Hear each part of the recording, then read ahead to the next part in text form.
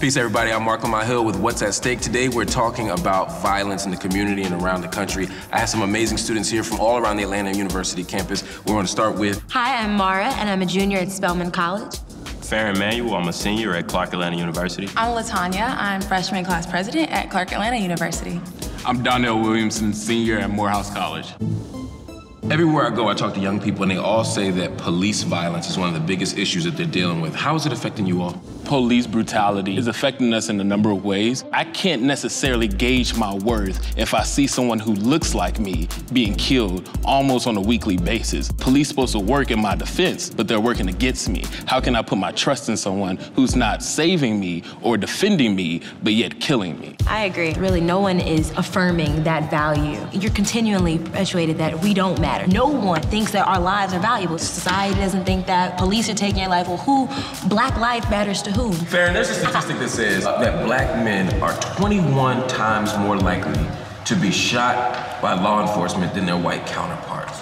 When you hear a number like that, what does it make you think of? It's something that we already know. So you weren't even shocked? I wasn't shocked. We should really look at what these numbers mean. You know, everybody in here has had instances where they've been mistreated by police officers. So you have to begin to question the institutions that are warranting this behavior. Have you all had bad experiences with police? I have, yeah. I haven't. I actually, yeah. You have? I have. You have? Yeah. Now, hold on, I want to see, how many of y'all have had bad experience with police?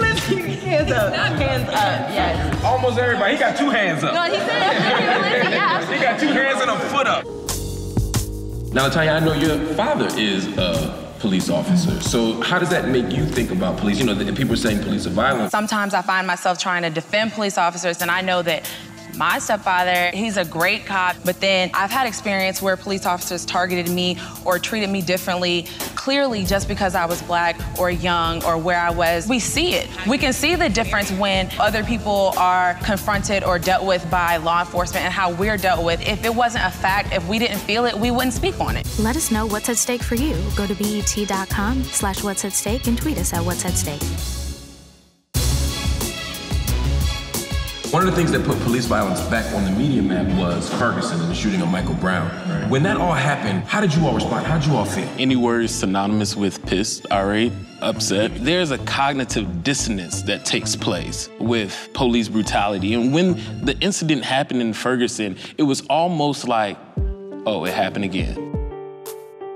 So it gets to a point, how much more do we have to sacrifice before we're taken as serious individuals in this country? Why are these people who just beat a black man senseless gonna be suspended with pay? We need to start to question those things and question the consequences for police delivering that type of action. Another issue that people often talk about or don't talk about when it comes to violence is domestic violence. You know, a couple of years ago, we heard about the Chris Brown, Rihanna thing, and then more recently, we've heard about Ray Rice on the elevator. When you all hear those kinds of stories in the media, do you feel like we as a community are dealing with them in the right way?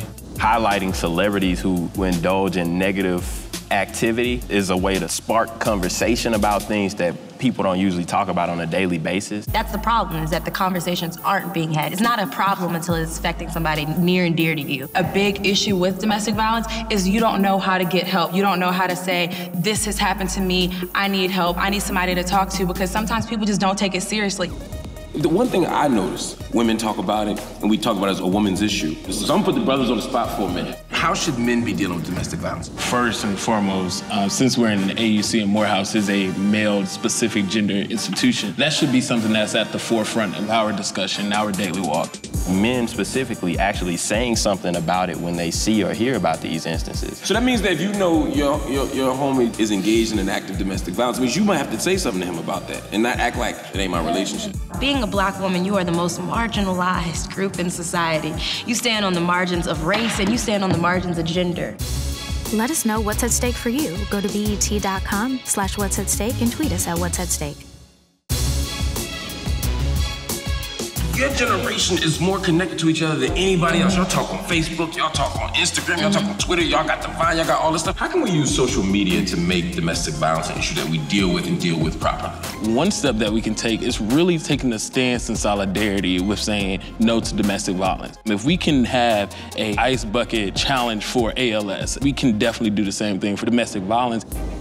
Big cases like the Ray Rice case, like the Chris Brown Rihanna case, I just saw so much hate and so much unnecessary backlash on Twitter, which is the exact opposite of how it should be. The victim should be treated completely differently than she is often. There's this politics of who is a victim. So in order to be a victim, I have to be very demure and I have to be like really quiet and things like that. There's nothing that you could have done to look like you deserved it, to act like you deserved it, to say anything to deserve to be hit. You don't ask to be hit. It's something that we're taught to sweep under the rug. You keep your family issues to yourself. You keep your personal problems to yourself. You don't want people to perceive you a certain way because of where you come from or what's going on at home.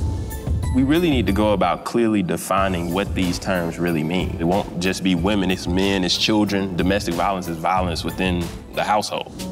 I think what we need to be talking about, as well as the domestic physical violence, is also the violence of words, because words are powerful and they cut harder. And I think that one thing that we don't focus on is making it personal. Like if my sister was in this situation, or if I was a guy and my mother was in a situation like that, would I treat my mother like this? I think that's what we don't talk about. We don't have those times to really garner the empathy. There's so many things that literally could be changed simply by this. Dialogue. And that's why we always make sure we come to the AUC to have amazing students like this offer such brilliant insights about domestic violence, police violence, about all these issues. We're going to keep coming to you with What's at Stake, dealing with these issues. Stay with us, much more coming up. Let us know what's at stake for you. Go to BET.com/what's at stake and tweet us at what's at stake.